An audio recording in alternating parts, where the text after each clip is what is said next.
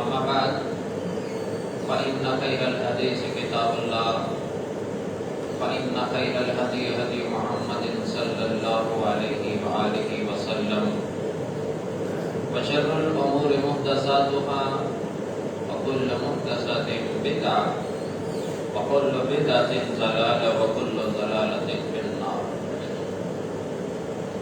اللهم صل على محمد وعلى آل محمد كما صليت على إبراهيم وعلى آل إبراهيم إنك حميد مجيد.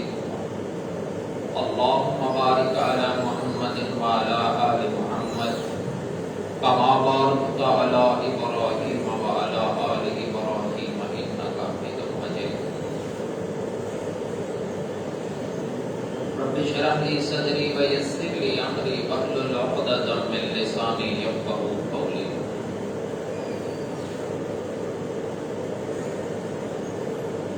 ہر طرح کی تعریفات و تسبیحات اس وحدہ لا شریک کے لیے خاص ہے جس ذات اقدس نے ہمیں مسلمان پیدا فرمایا.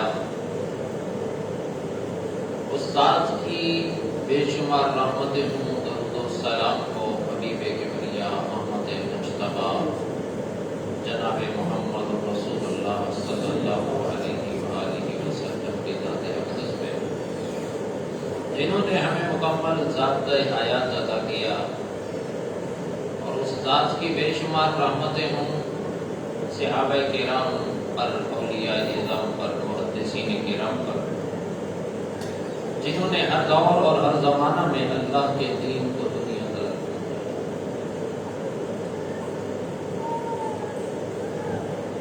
رسالت مآب علیہ الصلوۃ والسلام کے پاس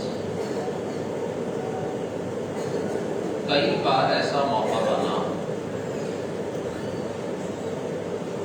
کہ جو رؤساء تھے، سردار تھے، بڑے لوگ تھے، وہ چاہتے تھے کہ وہ نبی پاک صلی اللہ علیہ وآلہ وسلم کی بات سنیں، مگر ان کی ایک شرط تھی،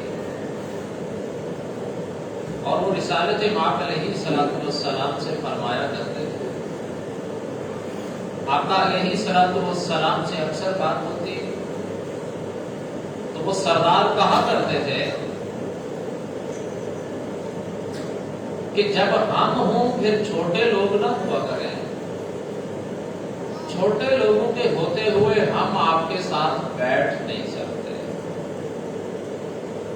ہم دیکھتے ہیں کہ آپ کے پاس سیدنا بلال جیسا، عبداللہ ابن مسعود جیسا، حضرت خباب جیسا، یہ غلام لوگ ہیں، یہ چھوٹے لوگ ہیں.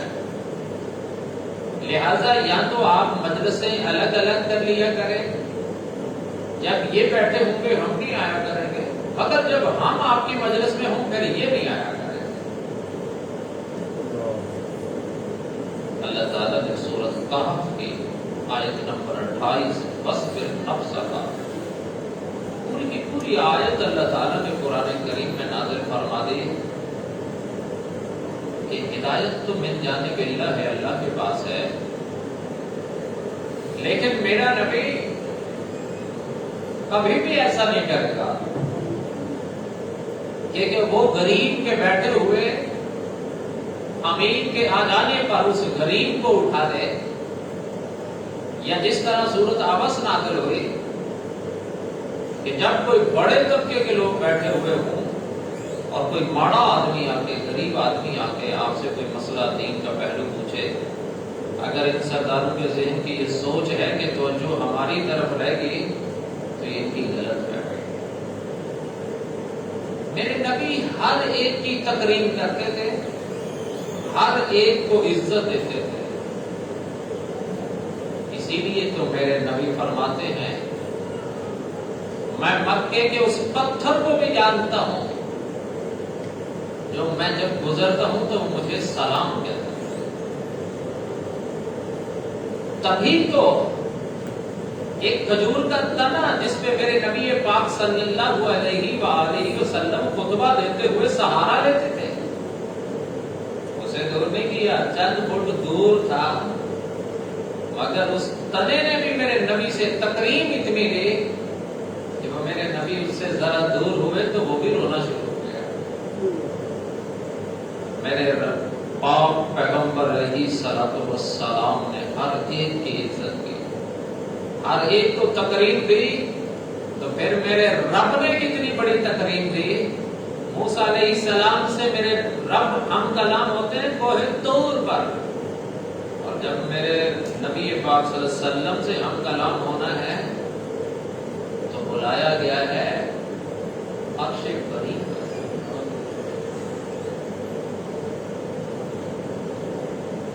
تکریم، عزت یہ خاندانی انسان کی پہچان ہوتی ہے. خاندانی انسان اپنے بول سے پہچانا جاتا ہے، اور میرے نبی کا جو خاندان میرے رب نے بنایا وہ تو سب سے اعلیٰ ورفا بنایا.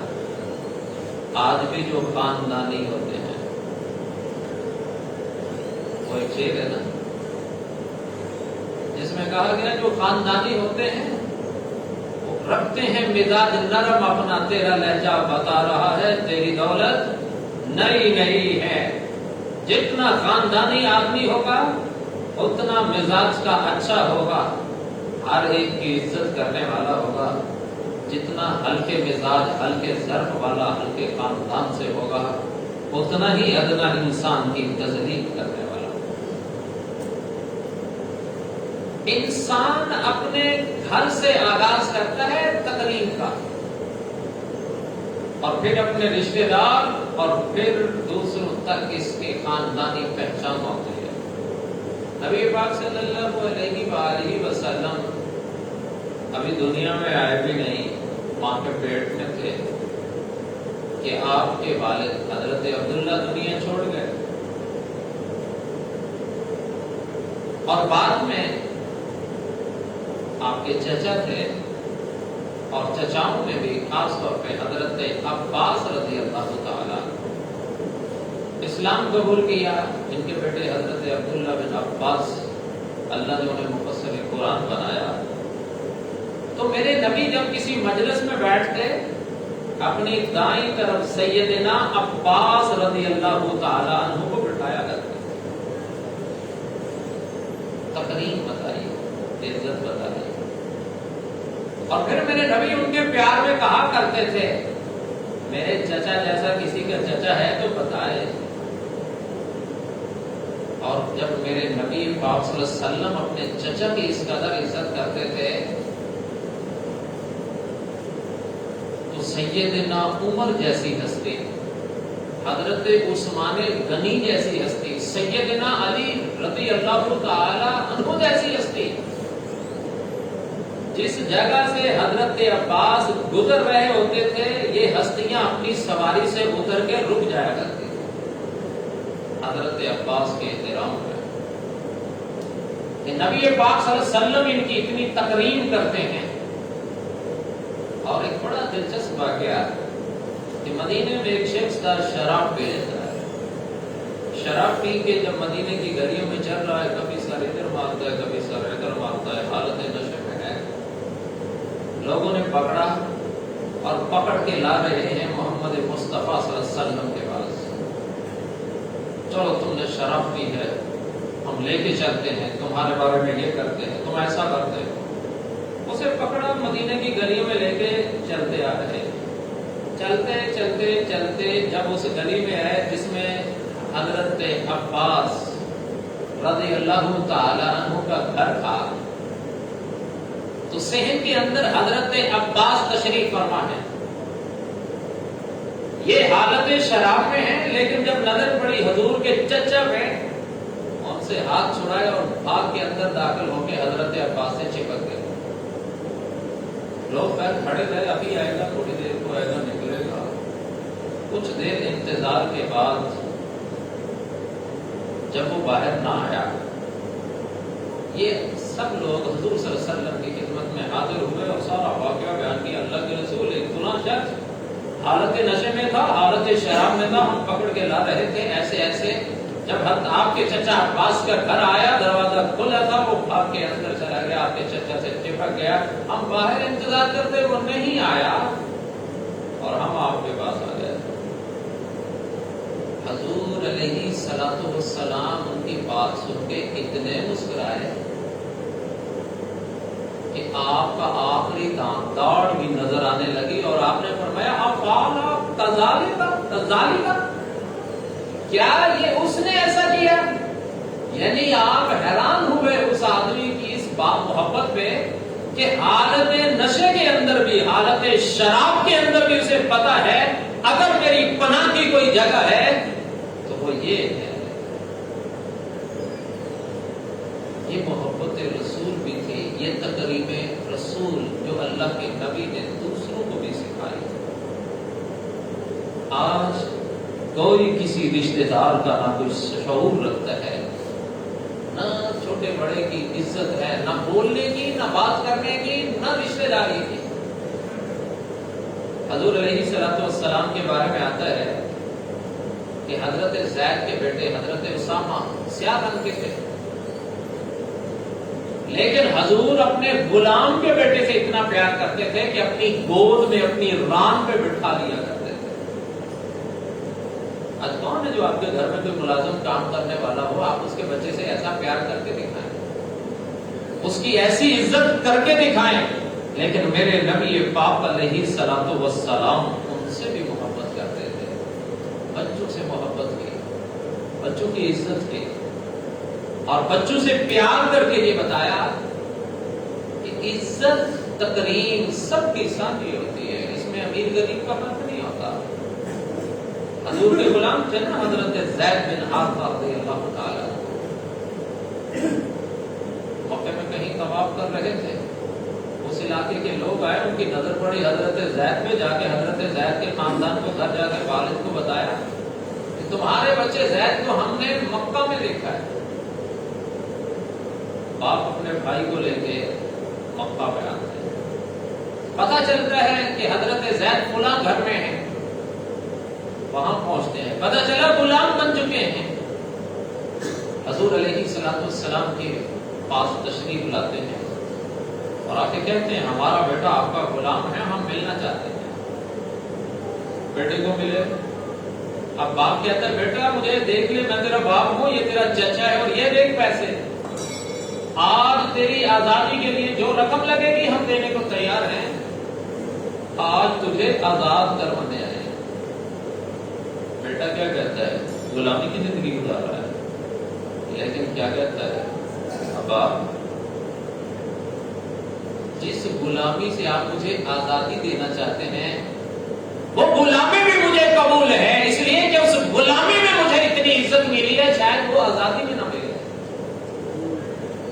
और बाप के साथ नहीं गया, ना चचा की मोहब्बत देखी, ना बाप की देखी।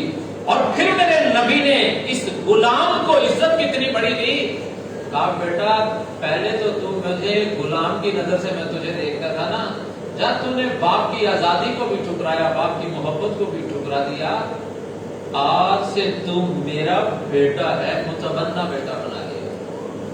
और लोग फिर उसके बाद इनको ज़ैद बिन मोहम्मद कहने लगे, जिसके ऊपर सूरत अहज़ाब की कुछ आयात नाज़िल हुई। कितनी इज्जत दी उन्हें अपने खानदान की। एक नुमाया खातून सैयदा ज़ैनब रज़ियल्लाहु ताला उनके निकाह के लिए उनका इंतखाब करते हैं। और हज़रात गिरामी सिर्फ उन्हें नहीं, उनके बेटे को कितनी इज्जत दी। याद है जब लोगों ने सिफारिश के लिए तलाश किया था कि कोई ऐसा शख्स हजूर के घराने से तलाश किया जाए जिससे हजूर मोहब्बत बड़ी करते हों, ताकि इस चोरी वाले मामले के अंदर औरत की सिफारिश कर सके।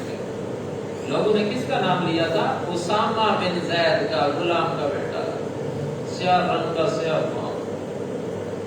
लेकिन मेरे नबी अलैहिस्सलातु वस्सलाम इतनी इज्जत दिया करते थे उन्हें। और इसी तरह आज हम किसी की इज्जत करते हैं उसके ओहदे के एतबार से। अमीर आदमी है तो इज्जत ज्यादा, गरीब आदमी है तो इज्जत कम, अच्छे लिबास में है तो इज्जत बड़ी है, फटे पुराने लिबास में है तो इज्जत कम है।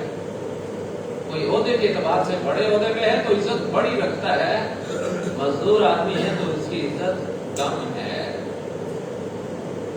हजरत साद रज़ियल्लाहु ताला अन्हु मजदूरी करते, मेहनत करते اور ان کے ہاتھوں کے اوپر محنت مزدوری کے نشانات پڑے ہوئے. آقا علیہ الصلوۃ والسلام نے ایک دن ان کا ہاتھ پکڑا اور آقا نے اس ہاتھ پہ بوسہ دے کے چوم کے کہا کہ یہ وہ ہاتھ ہے جو محنت کرتے ہیں، مزدوری کرتے ہیں. ایک مزدور کے ہاتھ، کسی کے ہاتھ چھو کے دیکھو. میرے نبی پاک علیہ الصلوۃ والسلام نے جتنی عزت اعلیٰ انسان کی ویسی ہی عزت میرے نبی پاک علیہ الصلوۃ والسلام نے ادنا انسان کی. حضرت عبداللہ ابن مسعود رضی اللہ تعالیٰ کمزور سے جسم کے تھے، دبلا پتلا سا جسم تھا. ایک دن درخت پہ چڑھے ہوئے ہیں، شلوار پنڈلی سے اوپر ہے، بریک بریک سی پنڈلی ہے، بریک بریک سی. کچھ صحابہ کی نظر پڑی تو بریک پنڈلیاں دیکھ کے، پتلی پنڈلیاں دیکھ کے ہنسی نکل گئی. عبداللہ ابن مسعود کی کمزور سی پنڈلیاں، پتلی سی پنڈلیاں. میرے نبی نے اس دبلے پتلے کمزور جسم والے کو کیا عزت دی؟ فرمایا تم عبداللہ ابن مسعود کی پنڈلیوں پہ ہنس رہے ہو، کمزور جسم پہ. ایک طرف عبداللہ ابن مسعود کی 2 پنڈلیاں رکھ دی جائیں، دوسری طرف اور پہاڑ رکھ دیا جائے، ان پنڈلیوں کا وزن اللہ کی نظر میں زیادہ ہے. ایک کمزور جسم والے کو بھی عزت دی. اور پتہ ہے پھر اللہ بڑا رحیم ہے. آج بڑے بڑے لوگ اپنے قد پہ فخر کرتے ہیں، رنگ پہ فخر کرتے ہیں، نسل پہ فخر کرتے ہیں، لباس پہ فخر کرتے ہیں، شہرت پہ فخر کرتے ہیں. کبھی پڑھنا وہ ابو جہل جو مکے کے اندر عبداللہ ابن مسعود رضی اللہ تعالی عنہ کو بڑے حقارت والے الفاظ سے بولا کرتا تھا، کیونکہ حضرت عبداللہ ابن مسعود 5ویں فرد ہیں اسلام لانے والے. اور یہ بڑے تذلیل والے، حقارت والے، نفرت والے الفاظ کے ساتھ ابو جہل کا جب سامنا ہوتا ہے ابن مسعود کا، تو یہ ابن مسعود رضی اللہ تعالیٰ عنہ کو بڑے حقارت والے الفاظ بولتا. رب بڑا کریم ہے، جسے چاہے عزت عطا فرما دے، جسے چاہے ذلت عطا. قل اللہم مالک الملک تؤتی الملک من تشاء وتنزع الملک ممن تشاء وتعز من تشاء وتذل من تشاء. بدر کا مقام ہے. چھوٹے چھوٹے مدینے کے 2 بچوں نے ابو جہل پہ حملہ کیا، لیکن میرے رب نے اس کی سانسیں بند نہیں کی. سانسیں ابھی موجود ہیں، سانسیں ابھی چل رہی ہیں. اور وہی عبداللہ ابن مسعود جس کو ابو جہل بکریوں کے چرواہا کہہ کے پکارا کرتا تھا، اور چرواہے، اور نہ جانے کیا کہ غلط الفاظ بولتا تھا. اور پھر اللہ نے کہا عبداللہ اب تیرا پاؤں ہوگا ابو جہل کی چھاتی ہوگی، نیچے زخمی ہے، زخموں سے چور ہو چکا ہے، سانسیں چل رہی ہیں. حضرت عبداللہ ابن مسعود کا گزر ہوا پاس سے تو لیٹا ہوا ہے ابو جہل، اور پھر وہی جسے بکریوں کا چرواہا کہا کرتا تھا حقارت کی نظر سے، اسی عبداللہ ابن مسعود نے اپنا پاؤں ایسے اس کی چھاتی پہ رکھا اور تلوار گردن کے ساتھ رکھی. اے اللہ کے نبی کے دشمن، جسے میرے نبی نے اس امت کا فرعون کہا. اور جب اس نے نظریں اٹھائی تو دیکھا وہ چرواہا جس کی اوقات یہ کہ غلام بکریاں چرانے والے، پھر بول پڑا اور بکریوں کے چرواہے تو نے بڑی اونچے پہاڑ پہ، بڑی اونچی چھاتی پہ تو نے اپنے پاؤں رکھے. رب نے اس کے مارنے کے لیے بھی انتخاب کس کا کیا؟ جس کی وہ تذلیل کرا کرتا تھا. تقریم سیکھیں، عزت سیکھیں. آپ جسے ذلیل کرنا چاہتے ہیں، جسے رسوا کرنا چاہتے ہیں، جسے اپنے الفاظ کی مار دینا چاہتے ہیں، آپ جو مرضی کر لیں، جسے رب نے عزت دینی ہے اسے کوئی عزت چھین نہیں سکتا. اللہ کے نبی علیہ الصلوۃ والسلام کے پاس لوگوں کی کمی تو نہیں تھی. آواز کے اندر خوبصورتی دیکھی جائے تو بڑے بڑے قراء ایسے موجود تھے، حضرت عبداللہ ابن مسعود جیسے بہترین آواز والے لوگ موجود تھے، لیکن آزان کے لیے انتخاب کیا حضرت بلال کا، غلام کا، سیاہ فام کا، توتلی زبان والے شخص کا، جسے کفار اور جسے وہ کفار، وہ رئیس، وہ سردار تکبر کے ساتھ کیا کرتے تھے، تذلیل کیسی کرتے تھے، मुसलमानों को अजान के लिए काला कपड़ा मिला। मेरे नबी ने उस शख्स को तकरीम और इज्जत कितनी दी, फरमाया अजान देगा तो वही बिलाल देगा, मुअज्जिन रसूल बनेगा तो वही बिलाल बनेगा। काबा की छत पे चढ़ के अगर फतह मक्का के दिन कोई अजान देने का हक रखता है तो वो बिलाल है। मेरे नबी ने ऐसी इज्जत अता की कि जब उसे मक्के के अंदर सताया जाता, रस्सी में बांध के खींचा जाता, लोग उसे गुलाम कहते, हकारत की नजर से देखते। मेरे नबी ने इज्जत दी, तुम मक्के की गलियों के अंदर सताए गए, अज़ियत दिए गए, और बिलाल लोग तुम्हारी तजलील करने की कोशिश करते थे। आज अगर काबे की छत पे चढ़ के अजान देने का कोई हक रखता है तो वो बिलाल तुम ही। मेरा रब इज्जत देता है। कभी किसी की गुर्बत से मजाक ना उड़ाओ, कभी किसी की गुर्बत पे तजलील ना करो। अमीर घर की बेटी बहू बन जाए तो बड़ी इज्जत, गरीब घर की बेटी ब्याह के ले आए तो तजलील। और हम में से बहुत सारे लोग तो ये समझते हैं घर के अंदर इज्जत का मयार ही नहीं। बड़े पढ़े लिखे सोबर लोग, दीनदार लोग, बड़ी दाढ़ियों वाले, हाजी नमाजी, मगर अपनी बीवी से, अपनी बहू से, अपनी बेटी से इंतहाई हकारत वाले अल्फाज इस्तेमाल करते हैं, नफरत वाले अल्फाज। नहीं मेरे भाई, मेरे नबी ने कह दिया तेरा बैर का दीन तो दुनिया देखती है। खैरुकुम ले अहली, अल्लाह की नजर में अच्छा है वो है जो घर की चार दीवारी में अपने अहले खाना से अच्छा है। मेरे नबी की चार बेटियां थी, चार बेटियां। आज माथे पे तेवर नहीं खत्म होते जिसकी बेटियां ज्यादा हों। मेरे नबी कैसा प्यार देते थे, कैसी इज्जत देते थे, अपनी बेटी के लिए खड़े हो जाते, कितना प्यार देते उन्हें कि अपने दिल का जिगर का टुकड़ा कहा आपने। आपकी कितनी अज़वाज थी। आज किसी की एक बीवी है तो गाली गलौज के बगैर नहीं बोलता, तस्लील करता है। इज्जत का इल्म नहीं, वो समझता बीवी है। इज्जत का मेयार सिर्फ मर्द के लिए है और बीवी है इसकी इज्जत नहीं, खामद की इज्जत होती है। ये खामद को आप कह के बोलेगी, मगर मैं इसे तू करके भी बोलूं तो मैं हक रखता हूं। बेटी की इज्जत है, बहू की इज्जत नहीं। बेटे की इज्जत है, बहू की इज्जत नहीं। ये मेयार किसने दे दिया आपको? मेरे नबी की इतनी अज़वाज, लेकिन तारीख पढ़ के देख ले, हदीस पढ़ के देख ले, सारी हदीसों के औराक खोल के देख ले, आपको कहीं नहीं मिलेगा कि आपने पूरी जिंदगी अपनी किसी बीवी को गाली दी हो, कभी किसी बीवी पे हाथ उठाया हो, कभी आपने उनकी उस तरह तकलीफ की हो, ऐसे अल्फाज बोले हो जो आज का बड़े से बड़ा दीनदार भी बोलने से मायूब नहीं समझता। आज बहू जो घर की मलका होती है, ऐसे ऐसे घर मौजूद हैं जहां देवर भी हाथ उठाता है, जेठ भी हाथ उठाता है, ससुर भी हाथ उठाता है, और वो दीनदार समझते अपने आप, वो मजहबी समझते अपने आप। अरे जिसकी बीवी है, आपका हक सिर्फ इतना है, आप शिकायत कर सकते हैं, वो देवर जेठ ससुर कोई हो, उसकी क्या मजाल कि किसी की बहन बेटी या किसी की बीवी पे या किसी की मां के ऊपर हाथ उठाए। वो आपकी बहू है, वो आपकी भाभी है, लेकिन वो किसी के बच्चों की मां भी है, वो किसी की बेटी भी है। लेकिन बड़े बड़े मजहबी लोग जज्बाती इतने, बात में हाथ पहले उठता है। कितने लोग जो आउट ऑफ कंट्री रहते हैं, जो बेटे बाहर कमा रहे हैं, मगर उनकी बेटियों को ऊपर ससुर आज भी जिल्लत के साथ गाली गलोच मारपीट करके अंदर आम है। ये कौन सा दीन है? अल्लाह के नबी ने फरमाया तुम में से अच्छा वो है जो घर के लिए अच्छा है। हम समझते हैं घर में इज्जत नहीं, इज्जत हम बाहर कितने अदब से बोलते हैं, कितनी धीमी आवाज से बोलते हैं, मगर हम अपनों के साथ कैसे होते हैं। हालांकि असल हमारा रूप, असल दीन वही है जो हम चार दीवारी के अंदर करते हैं। अरे इससे बड़ी बात क्या होगी? हजरत शीमा मेरे नबी की रजाई बहन थी ना, हकीकी बहन तो नहीं थी।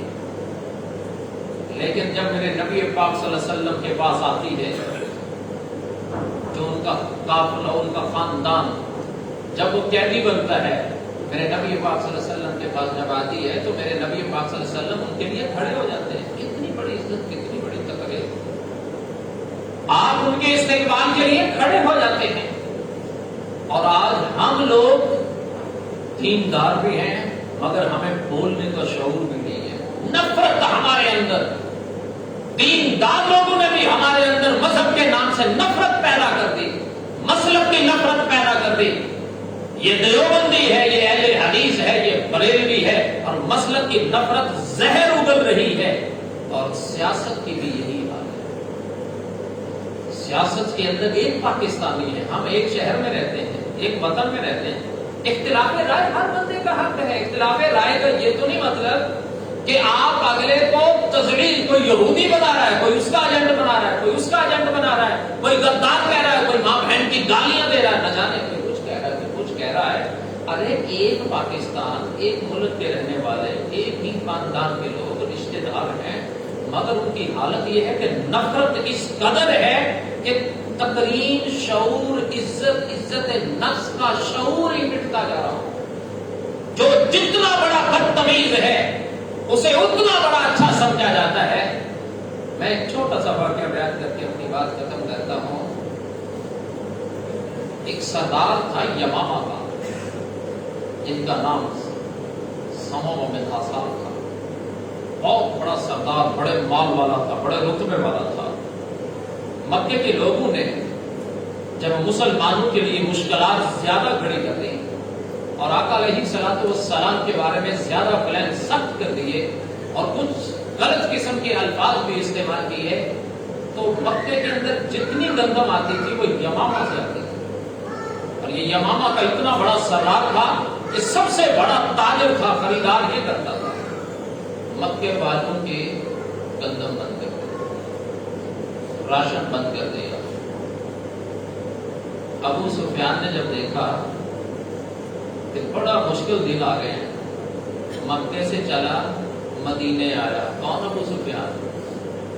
جو جنگ کے اندر میرے نبی کے مد مقابل ہوتا تھا، جس نے میرے نبی کے ساتھ جنگیں کی، جو میرے نبی کے سامنے میدان حرب میں اترتا تھا، جو ہر جگہ میرے نبی کی مخالفت کرتا تھا اسلام لانے سے پہلے. وہ مدینے میں آیا اور اللہ کے نبی علیہ الصلوۃ والسلام سے مخاطب ہو کے کہتا ہے، انشد اللہ والرحم،